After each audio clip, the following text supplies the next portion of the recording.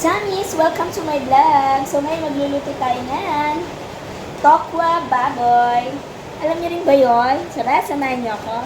So ito na nga mga katamis, magfi-filling chef na naman ang kordapyang ito. So bumili nga ako ng 5 pirasong tokwa at hinati ko lang sa gitna.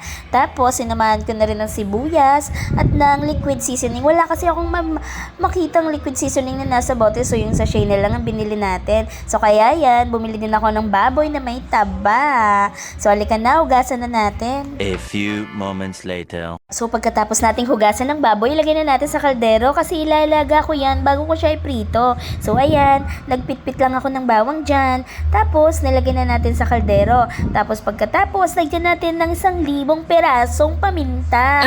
Ay bakit naman ganon? Binilang talaga. Tapos, lagyan natin ng konting asin para may lasa na siya. At ngayon, isalang na natin. So ito nga, habang nakasalang na yung ating baboy, ito naman nagpainit naman ako ng mantika dito sa kawali para naman isasabay na natin ang pagpiprito ng ating tokwa.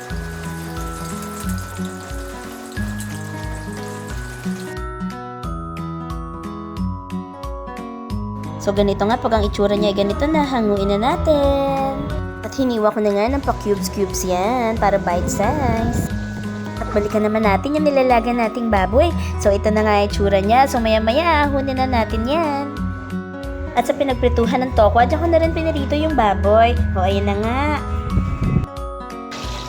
At ito na nga, after ng ilang minuto, luto na, ready to hiwa na.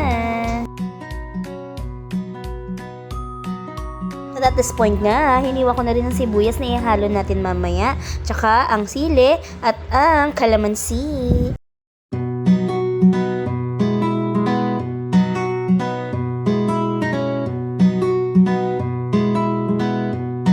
At sa same na kawali, bawasan lang natin ng mantika at ilagyan na natin ang hiniwa nating tokwa at baboy. Tapos ngayon, lagyan na natin ng liquid seasoning para yun ang kanya magiging lasa. So maya-maya, halu-haluin na natin. At lagyan na natin ng konting suka. Pagkalagay niya ng suka, huwag niyo munang hahaluin.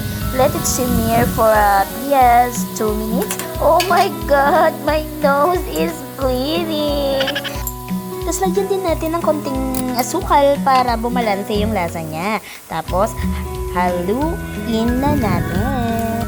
So at this point, okay na ang ating tokwa baboy. Hanguin na natin, ilagay sa lagayan upang ilagay natin ang ibang pang sangkap tulad ng sibuyas at sili.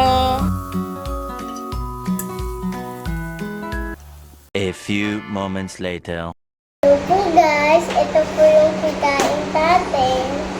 Kaso naluto ni Mami po, lalagyan po namin ng sabuyas, tapos sili na green, kalamansi. Yun! Parang masarap! Oh, di ba? Meron akong little vlogger. So, ito na nga. Ilagay na natin dyan yung sibuyas, tapos yung kalamansi. At pagkatapos niyan, halu-haluin natin. Tapos hiwalayan muna natin ng konti ang aking isang maliit na anak. Kasi ayaw niya ng may sili. So, after niyan, nilagay na natin ng sili at ready to eat na to. Kaya kayo, samahan niyo na naman akong lumamon.